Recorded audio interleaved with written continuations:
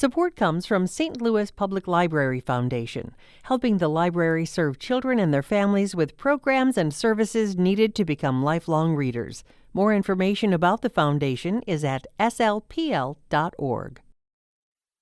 This is St. Louis on the Air from St. Louis Public Radio. I'm Elaine Cha. Experiencing live music is more than simply listening to a few tunes. In some of its best forms, it's a multi-sensory delight that's as much for the eyes as it is for the ears. And when movement on stage elicits movement in the audience, that's what bumps a music performance to a full-out show. My guest today gets that and gets it. Dominique Eldraco Price is the frontman for Eldraco and FreeNation, a band that fuses pop, funk, glam, soul, and rock to produce music that makes you shake your booty and feel free. Their latest album, Glitter, was released earlier this month, and they just performed at Music at the Intersection this past weekend.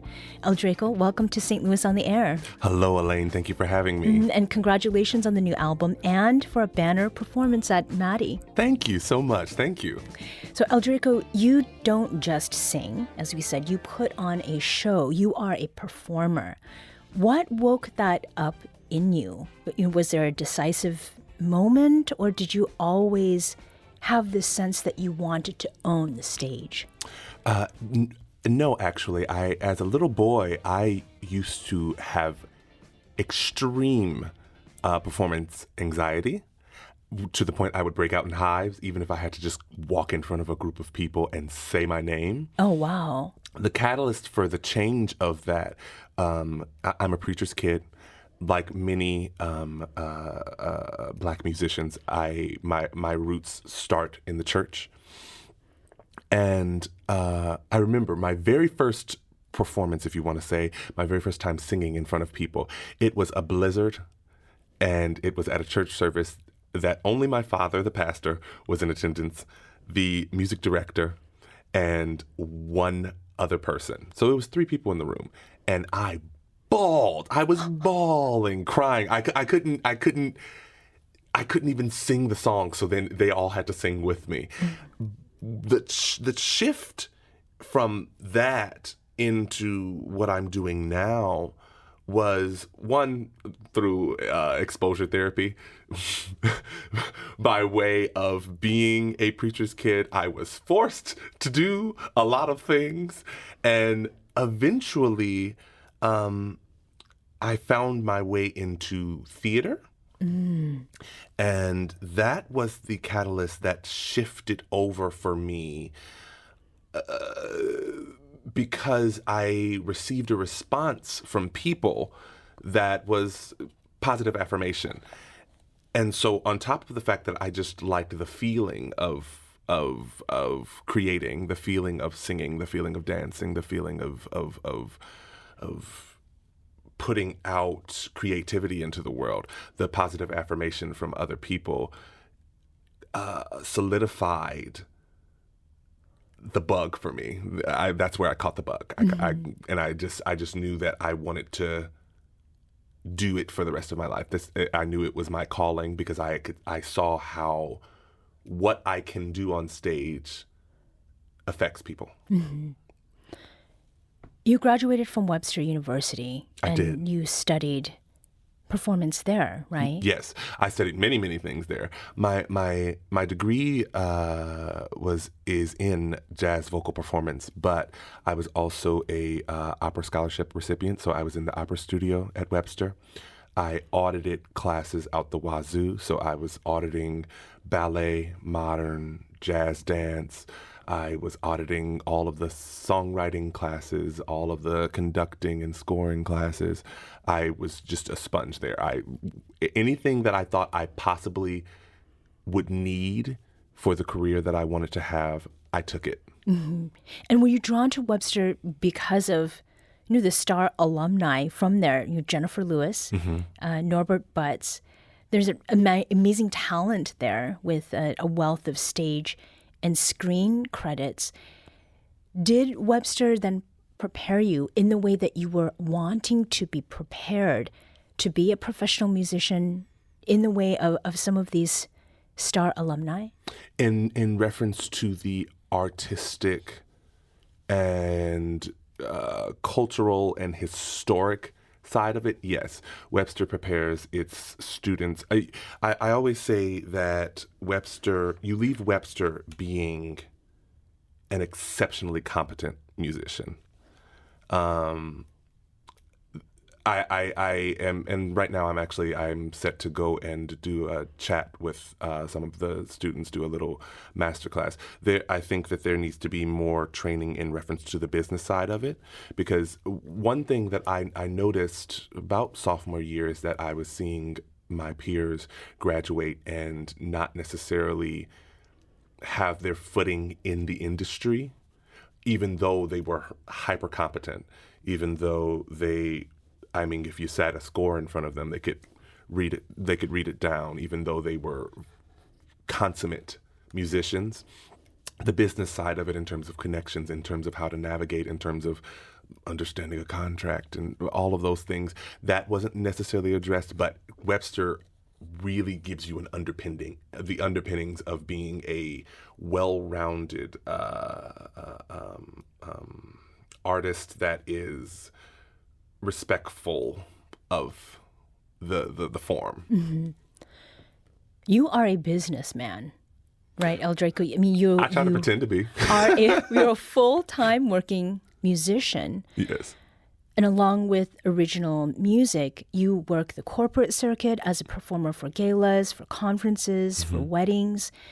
And you were just talking about seeing the seniors to you get out into the working world and not really know how to navigate that. What is the corner of the music industry that you are in? What is that like for you, particularly in a market like St. Louis, in the middle of the country? Specifically in this market, I found, in terms of making a living to pay bills, what I call the musician middle class is either in being an instructor or a professor, or being in the event band industry. So that's weddings, like you said, galas, corporate events, and all those things, because those are for up and coming artists, and even artists that have been doing it for years and years and years in this particular market are the majority of the opportunities that are paying a livable wage.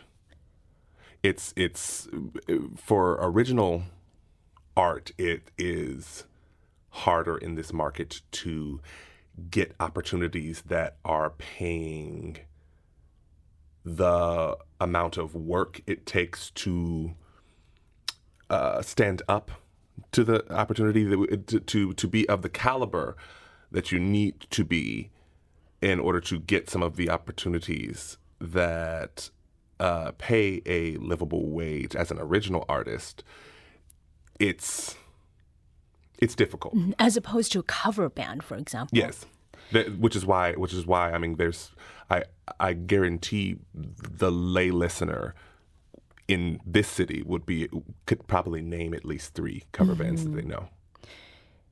Not only are you in business for yourself, you are part of Eldraco and FreeNation, and you play a critical role there.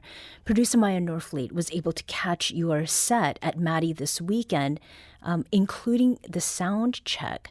And she told me she was struck by how you commanded the attention of your fellow bandmates and the live audio engineers. And she recalls the engineer commenting within earshot, "That was great."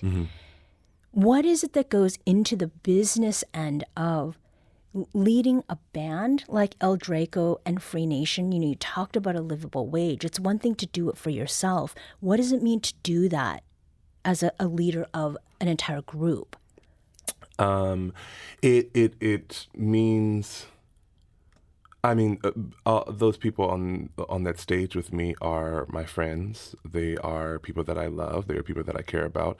And in terms of the trajectory that we're on, they are people that I feel responsible for. In terms of seeing us to success, what it requires of me as the leader is organization. It requires me to be not completely uncompromising. That's not the correct language, but specific. Specific. It requires vision, stamina. It requires stamina. And Dolly Parton said, you have to never try quitting. Never try quitting. Never try quitting. Mm-hmm. And that is something that I follow down to my core. Mm-hmm. I don't quit. Yeah. I roll with the punches, and there are plenty of them, and there will be plenty of them. Yeah.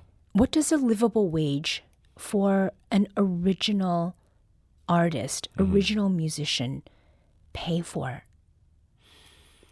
I don't know, because I'm not there yet. I don't know. Yeah. My living wage is completely coming from the event band that I sing lead for, the Luster Lights. That's what pays my bills. And as a matter of fact, that is also what helps to finance some of the goings on of Eldraco and FreeNation. And I've asked that question because we've talked with musicians on this show about the ecosystem, what it takes to be a musician producing your own work. And something important, I think, to point out.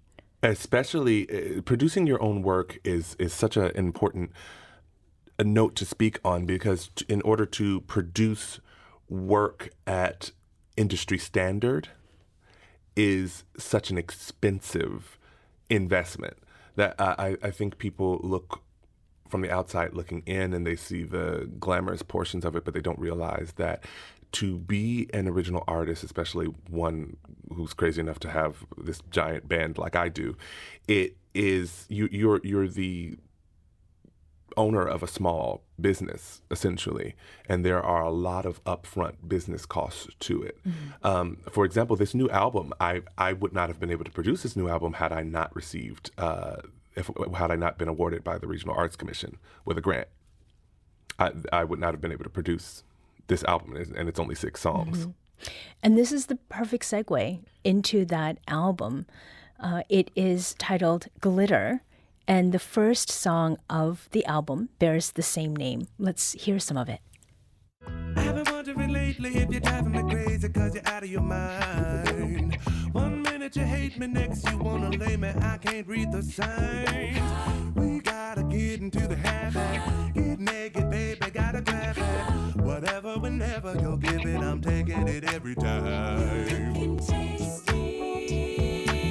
Trying to cop a feel, ooh, come on, baby. You're the whole damn meal. Child, I can't deal, why don't you let me get body real? Try to get it, would you kiss a little glitter on ya, baby? Said it, ain't no get it, with it on ya. I'm gonna kiss a little glitter on you. Glitter, baby. Ooh, I'm gonna kiss a little glitter on you.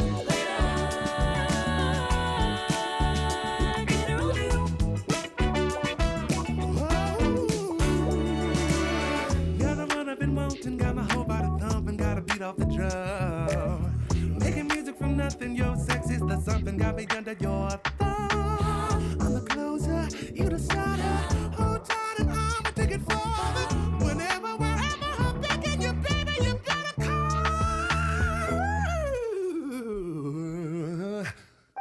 'Cause you're looking tasty.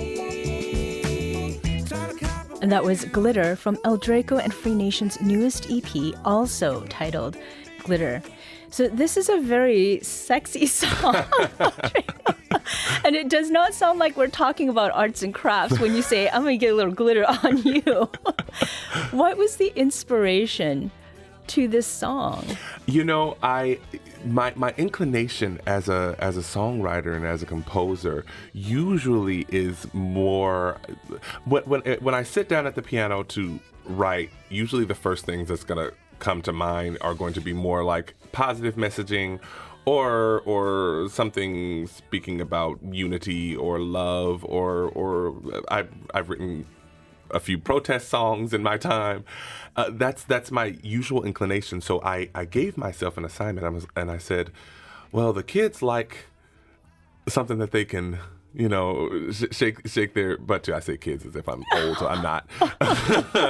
And I said, let me force myself to write a sexually liberated song, but with a nice little innuendo.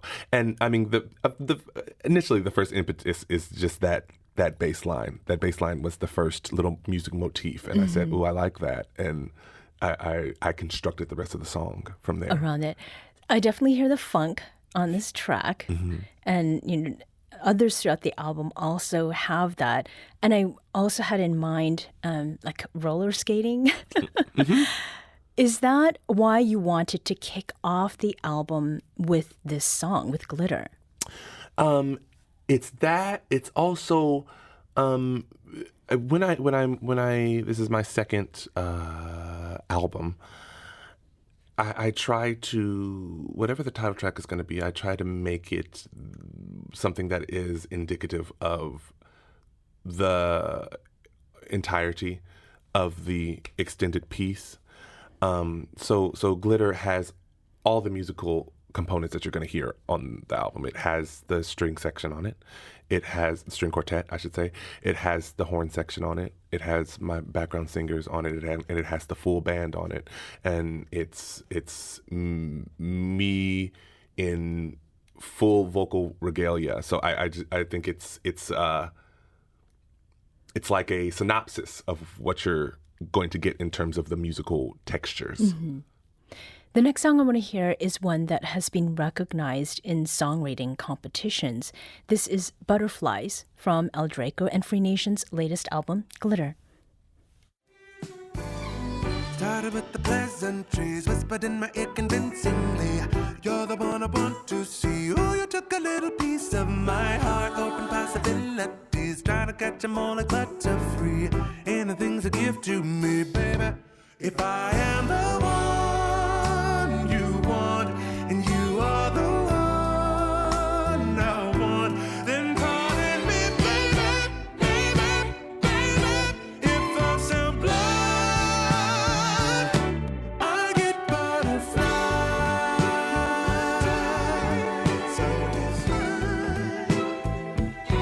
I get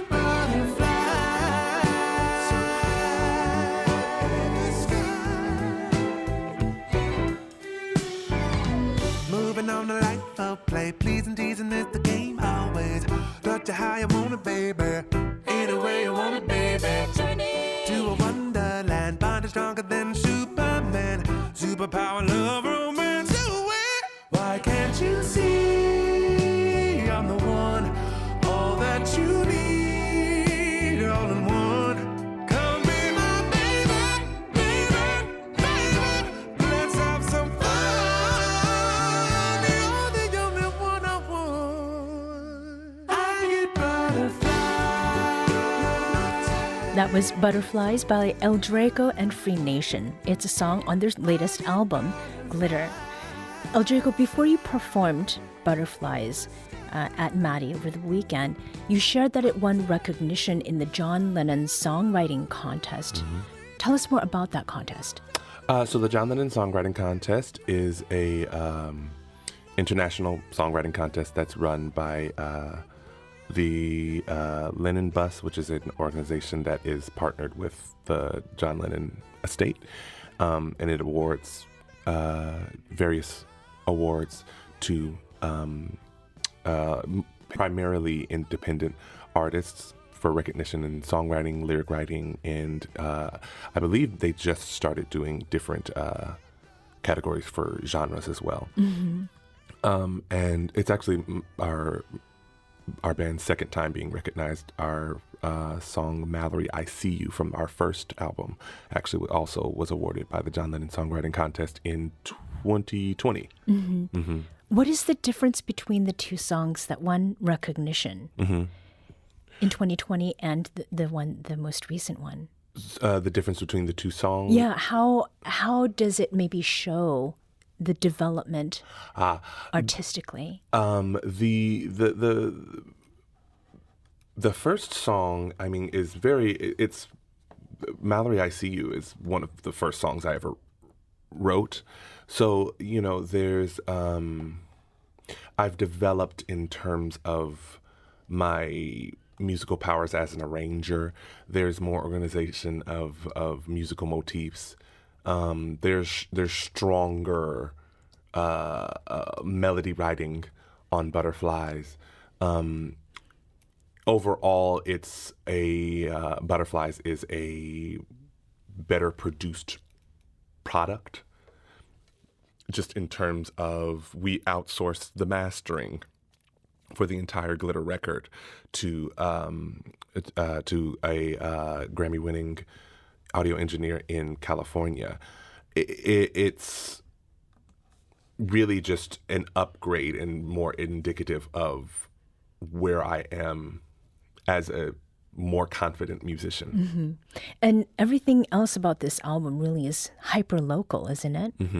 Yes. Oh, yes. Everything. So the band is entirely produced at Midtown Soundhouse, which is right down the street from where we are right now.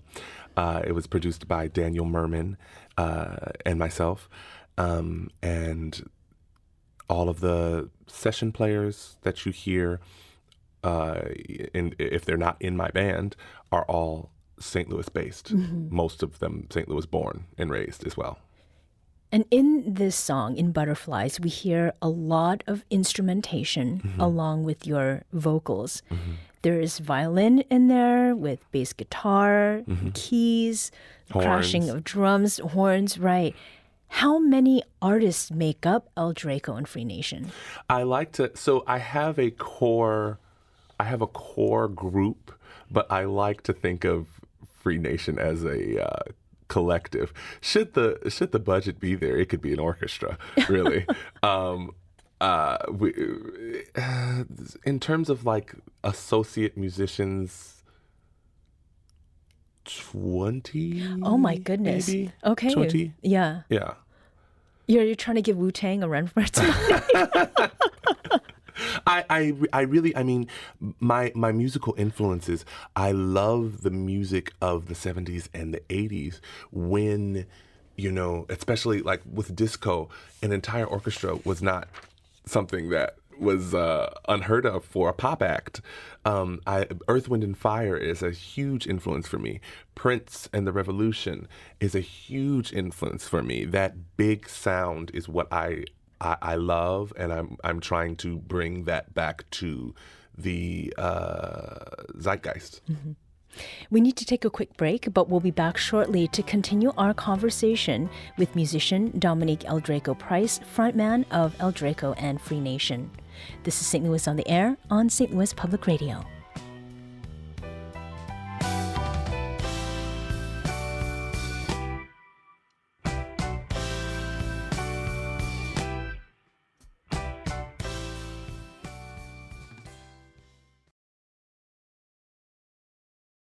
Welcome back. Let's return to our conversation with Dominique Eldraco Price, who's the frontman of the group Eldraco and FreeNation. Earlier this month, they released their latest album, Glitter, and just this past weekend, they performed on the main stage at the Maddie Festival.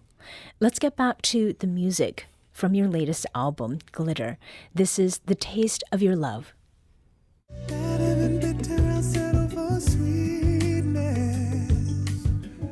Soft, tiny whispers in her half-certain heat. Yes. Louder and bigger each time that we meet. The etchings you breathe run to me. Every time you come, I see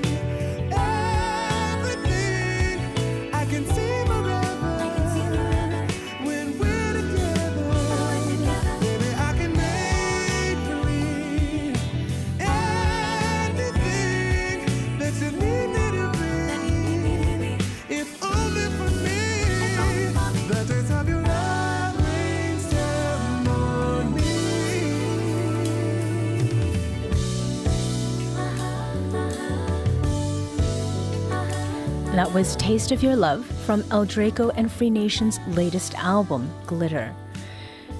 You sound amazing throughout the whole album, and in Taste of Your Love, I really appreciate the background vocals. There's a chorus toward the end of the song, and an awesome guitar riff too. Now, I usually ask artists about what genre their music falls under, and you've already done some of the work in answering that on your Instagram page, where you define your sound as pop, funk, glam, soul, and rock. Eldraco, how do you approach getting these elements, whether they're genre-specific or not, all together to create the sound of Eldraco and FreeNation?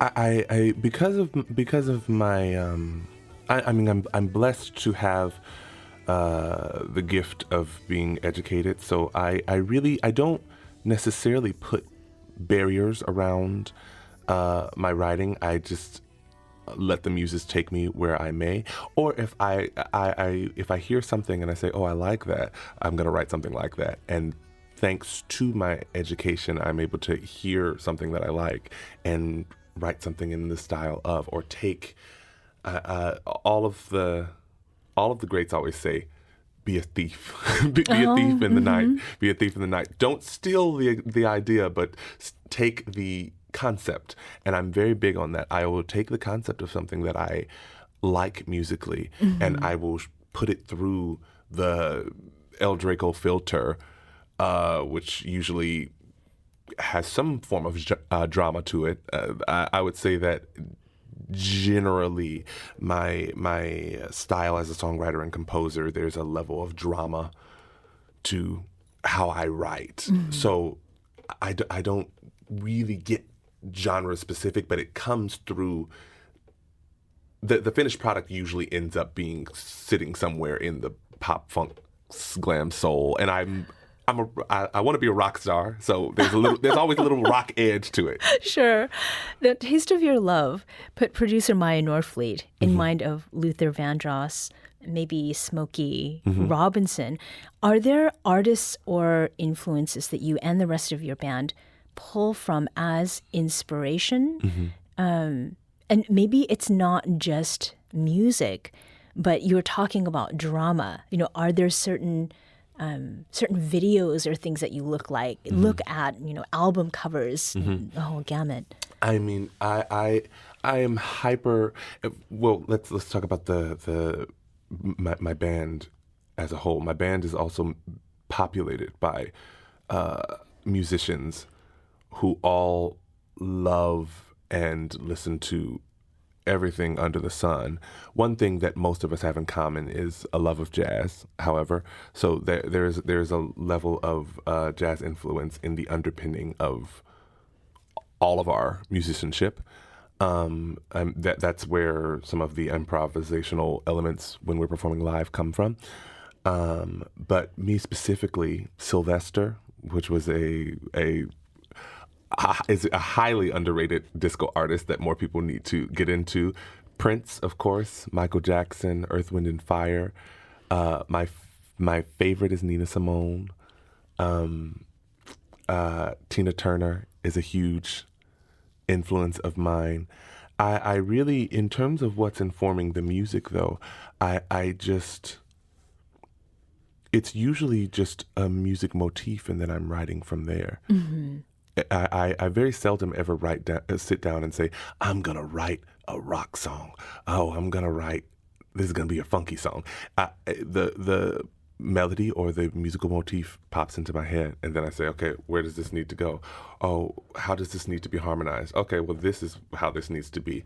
Whatever the muses are, or whether it's God, I don't know where the inspiration necessarily comes from, and I don't try to analyze it, because when you do that, then you get in your head. I just let the music take me where it may. Yeah.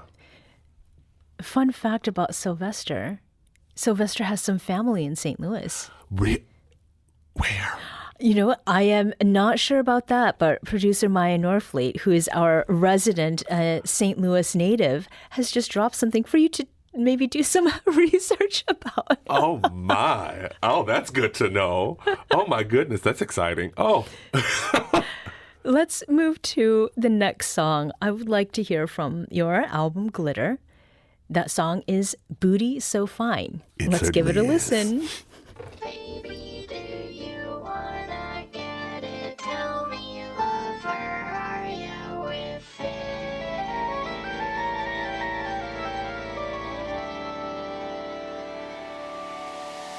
Yeah.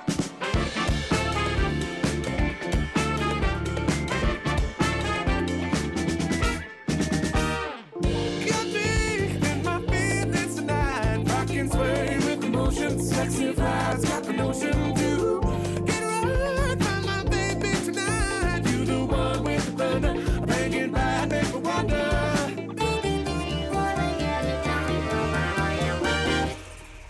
The way you move in time and the way that you flow, you make a man go blind. Yeah, you already know. I gotta testify. My knees to the floor, baby.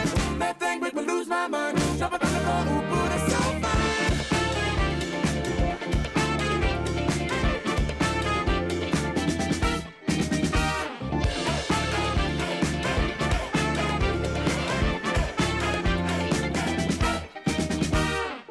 Tell me where you wanna be. Jumping around in the beaver.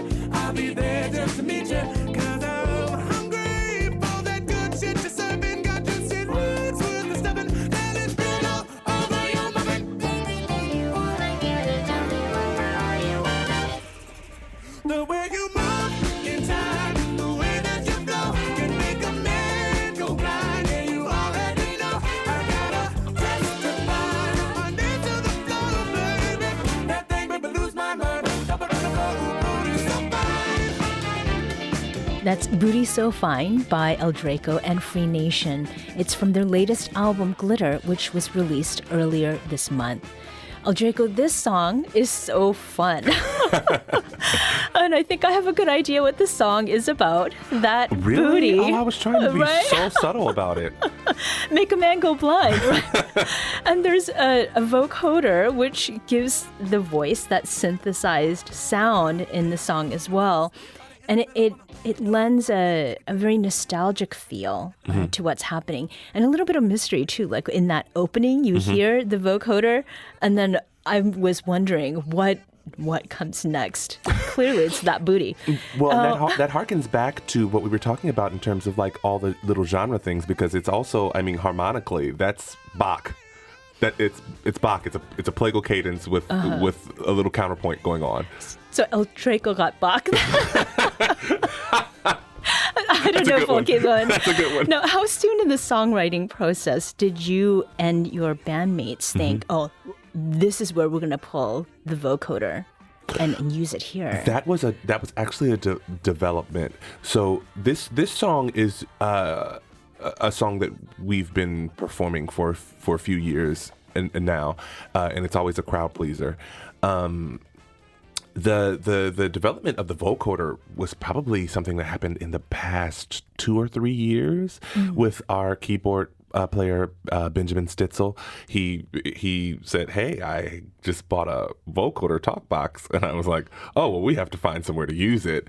And then that's how because in the beginning, the intro was actually sung by me and my background singers. We would sing it live, Right. and then when Ben came in with his vocoder, we shifted it, and that just elevated the song to the next level. Yeah. Now, I want to get to something I think that is going to stand out in memory for many people. Early this week, on Sunday, you kicked off day 3 of the Maddie Festival. It's Music at the Intersection on its main stage. And then later that evening, you shared that very stage with a living legend, Miss Patti LaBelle. I did. You presented her with figurative and literal flowers for all the ways that she has inspired musicians and entertained generations, really, throughout her career. Tell me what it was like to perform at Maddie and to meet and be on stage with Miss Patty? I still, it's still so fresh. I just keep saying that was a wild day. It's simultaneously burned into my brain and also such a blur because the heat index was so crazy high, so it almost feels like a fever dream. So I'll start with our set. We were also joined by my alma mater's jazz singing choir, the Gold Standard, directed by Michael Engelhardt. They came in, they joined us and rocked the show with us, and we did a little tribute to Sly Stone that I loved, and the audience seemed to really, really like. It was so gratifying to be on the stage because for me, in this entire process, performing is what I love. It's what I'm best at. It's, I think, what I am meant to do, and I think it's what I best can give to people. So I was just happy at the end of our performance that we were able to deliver a good performance that was effective despite the heat, in spite of the heat. And I was just happy with that day. I did not expect that later that night I would end up on stage with Patti LaBelle. I was trying to figure out if there was a way that I could at least just like go and shake her hand. I wasn't expecting to go up on stage and sing with her, but I'm just out in the audience with everyone else watching the beginning of the set, and someone from her camp sees me in my gold suit Right. and comes up to me and says, "Hey, can you dance?" And I said, "Oh, yes, I can dance. Do you want to come up on stage and dance?" And I said, "Well, I'd rather sing." And they said, "Oh, do you sing?" And then I showed them my pass. The artist pass? Yeah, the artist pass. And I was like, "I was literally on this stage a few hours ago." And she said, "Oh, well, then you have to come up and sing and dance." And so then I suddenly found myself in the media pit in front of the stage, just sitting there watching. I didn't know what song we were going to do. I didn't know what I was gonna sing. I didn't know when it was gonna happen. I'm just sitting there, and so I'm like simultaneously like, what's going on, what's happening, but also I'm frantically just studying random lyrics, just because other performers can probably attest to this. When you set up your mind and your brain to do a specific performance, shifting out of that into something different is a task, especially when you're now sitting in front of very, very loud speakers while one of your idols, one of your vocal heroes is up there belting it out, and you're about to go up there and perform with her. So I'm just like frantically looking at lyrics. Thank God they only just vamped on the chorus of Lady Marmalade. And I got to go up on stage, and I just wanted to tell her how much she means to me. And I mean, I didn't mention her when we were talking about my influences, but as a singer, she is one of the blueprints for me as a vocalist. When I'm feeling blue, I will sit and watch a live Patti LaBelle concert, because I mean, just in terms of, I always say that she can turn any performance. She'll take a song like Somewhere Over the Rainbow, this almost pseudo lullaby song, and she'll turn it into a Wagnerian sized soul opera that it's just, she can take the meat and potatoes of a song and just turn it into a smorgasbord. And so I've learned so much from her. And so to be able to stand on that stage and just even give her those words, but then get to sing and show her, hopefully, her influence on me, and give her a few notes in the rafters, and then, you know, shake my tail feather a little bit, was just amazing. And I heard that you were shaking it quite. I gave a little pirouette and a good old high kick, and I was singing some high notes. So it sounds like the festival was a high note for you and this year. For sure. And now with this album, which is out on streaming platforms in Glitter, what is next for Eldraco and FreeNation? Ascension. We are going to be appearing at Artica Festival on October 5th, right before the burn of Our Lady of Artica, the statue. And we are currently in the process of planning a 2026 tour. More to come out about that later this year. Hopefully I can come back and tell you about it. But if you want to see us live, October 5th. October 5th. At Artica Fest. Dominique Eldraco Price is the frontman of Eldraco and FreeNation. Eldraco, thank you so much for joining us today. Thank you so much. Thank you.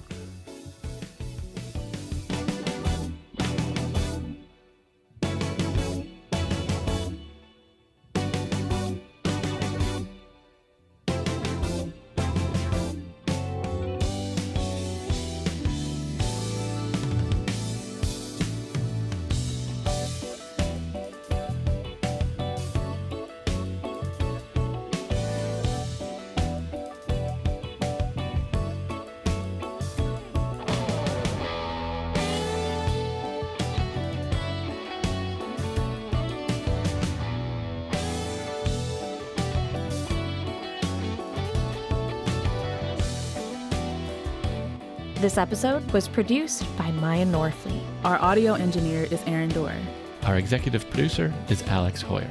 St. Louis on the Air is a production of St. Louis Public Radio. Understanding starts here. Do you find yourself regularly listening to episodes of St. Louis on the Air? Suggest us to a friend you think might enjoy our conversations, and leave us a review and rating on Apple Podcasts on the App Store. It's the simplest way to help people discover our show. Thank you. St. Louis Public Radio is a member-supported service of the University of Missouri St. Louis.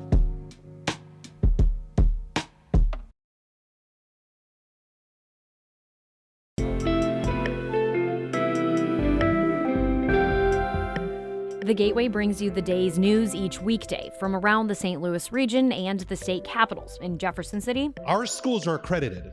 We don't need this bill. And Springfield. How many more years must pass before lawmakers see time is of the essence? I'm Abby Larico. Join me each weekday for The Gateway on the STLPR app or wherever you get podcasts.